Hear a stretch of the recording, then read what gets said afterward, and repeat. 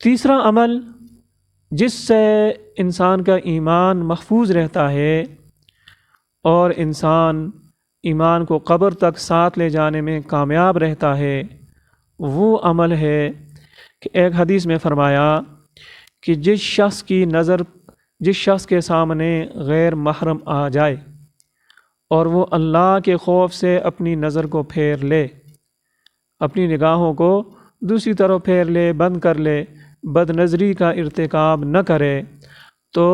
وجد حلاوت الایمان فی القلب، یہ انسان ایمان کی حلاوت، ایمان کی مٹھاس، ایمان کی شیرینی اپنے دل میں پائے گا۔ اور ایمان کی لذت، مٹھاس اور شیرینی جب انسان کے دل میں آ جاتی ہے تو پھر وہ نکلتی نہیں ہے۔ تو یہ بھی ایمان کے حفاظت کا ایک طریقہ ہے۔ اور یہ تو ایسا حکم ہے نظروں کی حفاظت کا کہ دیکھیں قرآن کریم میں مختلف احکام ہیں، نماز پڑھنا، روزہ رکھنا، زکوٰۃ دینا، حج اور باقی جتنے بھی اللہ تعالیٰ کے احکامات ہیں، اللہ تعالیٰ نے ان میں جو طریقہ اختیار فرمایا ہے وہ یہ ہے کہ مرد عورت دونوں کو ایک صیغے کے ساتھ مخاطب کیا جاتا ہے۔ مثلا ایمان والے مردوں کو مخاطب کیا جاتا ہے، عورتیں اس کے ضمن میں خود بخود شامل ہوتی ہیں۔ اقیم الصلاۃ، اب نماز قائم کرو، مردوں کا یہ صیغہ جمع مذکر مخاطب کا صیغہ استعمال فرمایا، لیکن عورتیں اس میں خود بخود شامل ہیں۔ اسی طرح آتوا الزکوٰۃ، اب جس طرح زکوٰۃ مردوں پر فرض ہے عورتوں پر بھی فرض ہے۔ تو عمومی یعنی قرآن کریم میں احکامات کا یہ طریقہ ہے، لیکن یہ جو بد نظری والا گناہ ہے اس کے لیے اسپیشل مردوں کو الگ حکم دیا، عورتوں کو الگ حکم دیا،